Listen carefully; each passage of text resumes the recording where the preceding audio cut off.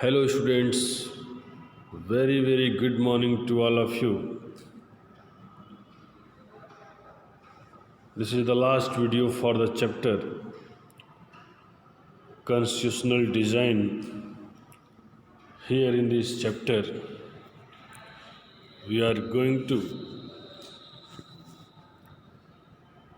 read the philosophy of the Constitution. What is the philosophy of the Constitution? How it shows the value, inspirations, equality of our Constitution, in which term it is nurtured by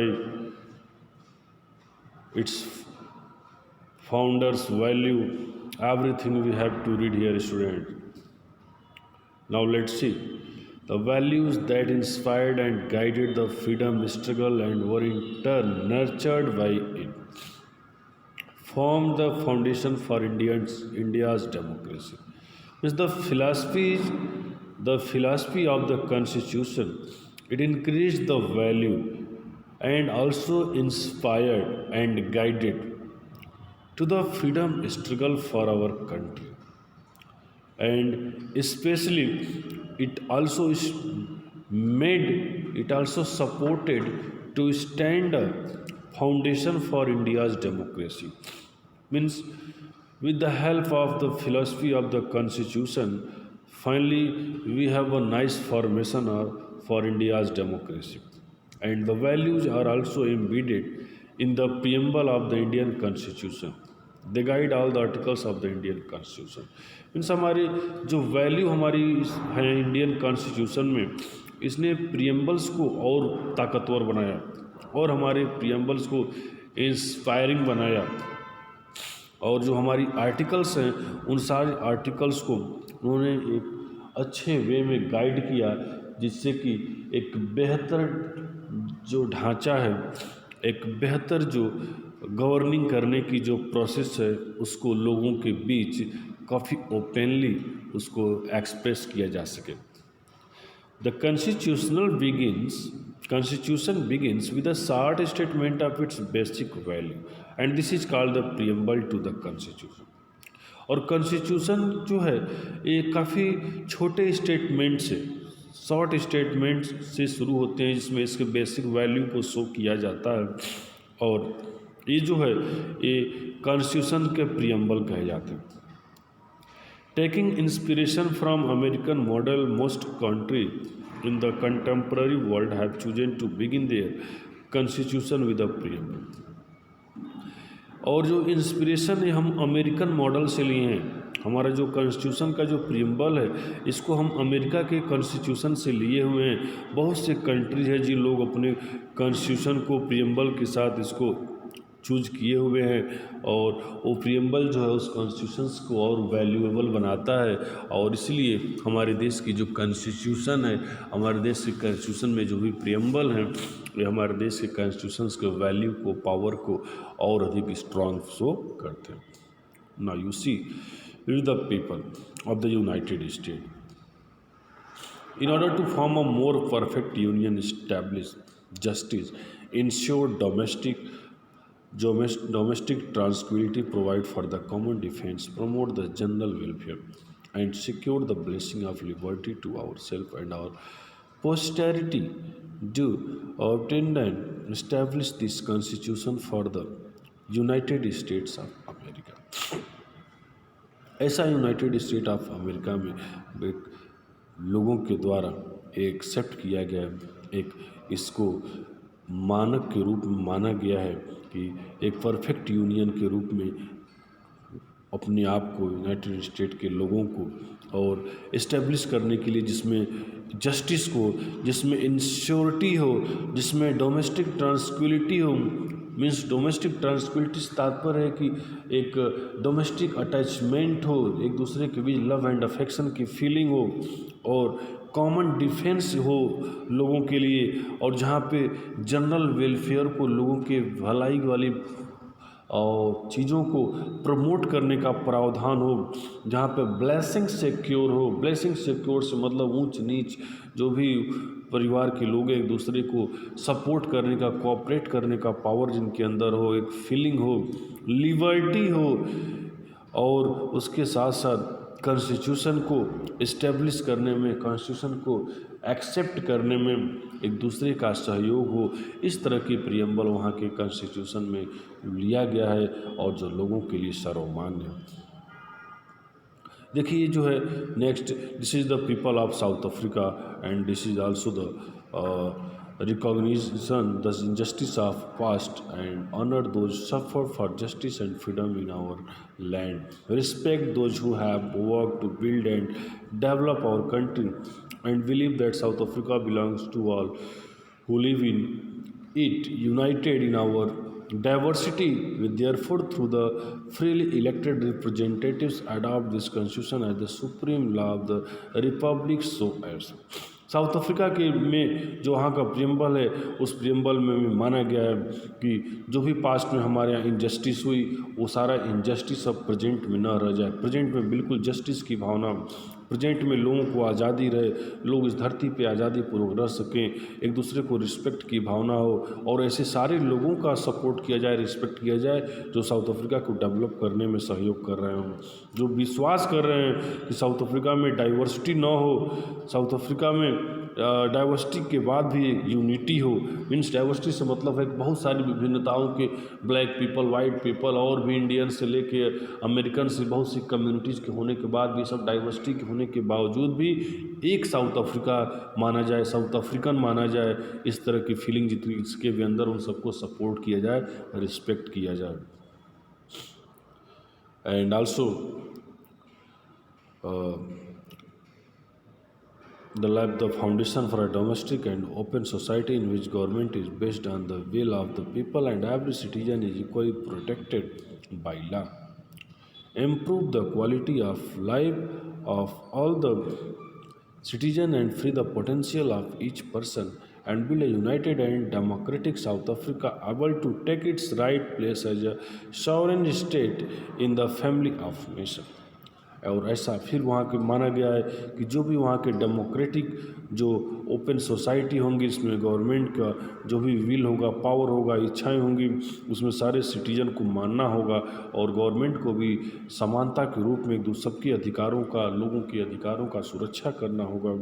और government को वहाँ पे लोगों की जो quality of life है उसको improve करने के लिए प्रत्येक व्यक्ति को, प्रत्येक नागरिक के लिए कानून में जगह देना होगा, जिससे कि समानता के माध्यम से लोगों का डेवलपमेंट किया जा सके और साउथ अफ्रीका को एक राइट प्लेस के रूप में, एक परफेक्ट नेशन के रूप में आगे बढ़ाया जा सके। May God protect our people, ऐसा वहाँ पे एनकोसी सिक्लेल अफ्रीका, ये जो है वहाँ का, ऐसे हमारे यहाँ का जो नेशनल एंथम, नेशनल सॉन्ग है, वैसे साउथ अफ्रीका का एनकोसी सिक्लेल अफ्रीका, गोना बोका सिटीजस हैज़ो गॉड्स in South Africa, God bless South Africa, ये वहाँ के साउथ अफ्रीका का नेशनल सॉन्ग है जो वहाँ के लोगों के द्वारा उसको सिंग किया जाता है, जिसमें साउथ अफ्रीका को प्रोटेक्ट करने के लिए, साउथ अफ्रीका के लोगों को प्रोटेक्ट करने के लिए, वहाँ की संविधान को प्रोटेक्ट करने के लिए गॉड से प्रे होता है। Now let us read the preamble of our constitution very carefully and understand the meaning of each of its keywords. The preamble of the constitution reads like a poem of democracy. It contains the philosophy on which the entire constitution has been built. It provides a standard to examine and evaluate any law and action of government. देख कैसे अभी तक तो आपने America और south Africa के preamble को पढ़ा। Now here you have to read the preamble of India. What is the preamble of India? At first you see here, you see, we the people of India having solemnly resolved to constitute India into a sovereign, socialist, secular, democratic republic and to secure to all its citizens justice, social, economic and political liberty of thought, expression, belief, faith and worship, equality of status and of opportunity, and to promote among them all fraternity, assuring the dignity of the individual and the unity and integrity of the nation. ये हमारे देश का जो preamble है, जिसमें justice, liberty, equality, secularism, socialist, sovereign, इन सारी चीज़ों को, फ्रेटर्निटी, इक्वलिटी, इन सारी चीज़ों को माना गया है कि ये जब सारे इस वैल्यूज़ को लेकर के, सारे हमारे प्रियम्बल के वैल्यूज़ हैं, इस वैल्यूज़ को इसीलिए इसमें एक्सेप्ट किया गया, मेंशन किया गया कि इन वैल्यूज़ के बेस पर हमारे देश के लोगों को समानता का अधिकार प्राप्त हो, हमारे देश के लोगों का ताकत हो बढ़े, हमारे देश के लोगों को संविधान से ताकत मिले, हमारे देश के लोगों को डेवलप एक समान अधिकार से किया जा सके। In our constituent assembly this 26th day of November 1949 do hereby adopt, enact and give to ourselves this constitution। और इस तरह से 26 जनवरी 1949 को हमारे देश के संविधान में इन सारी लाइंस को शामिल किया गया और संविधान में शामिल करके हम अपने संविधान को अडॉप्ट किए। हमारा संविधान एक डेमोक्रेटिक कंट्री बना, जिसमें हमें डेमोक्रेटिक वैल्यूज़ हमें प्राप्त हुए, बेसिक रूल्स प्राप्त हुए, हमें इक्वालिटी प्राप्त हुआ, हमें फ्रेटर्निटी से मतलब होता है कि हम जो मेंबर हैं, हम मेंबर में एक दूसरे को हम बराबर का कोऑपरेशन दें, हम अपने एक दूसरे को तुच्छ की भावना से न समझे, जिसको आप वहाँ पे साउथ अफ्रीका के उसमें हुआ था डिस्क्रिमिनेशन की बात, जहाँ पर no discrimination, only love and affection to each and every people. Last heading देखिए आप, institutional design.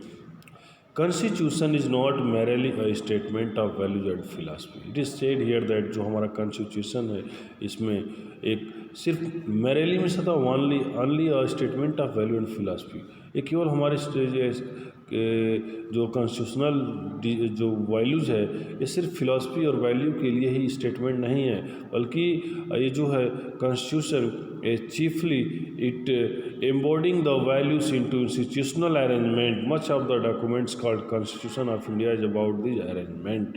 Very long and detailed documents. जितने ही कॉन्स्टिट्यूशन हमारे देश की, इतने आर्टिकल्स इसमें ऐड हैं, इतने एक्ट इसमें ऐड हैं कि ये काफ़ी एक बड़ी डॉक्यूमेंट्स, कॉन्स्टिट्यूशन ऑफ इंडिया का एक डॉक्यूमेंट्स कहा जाता है।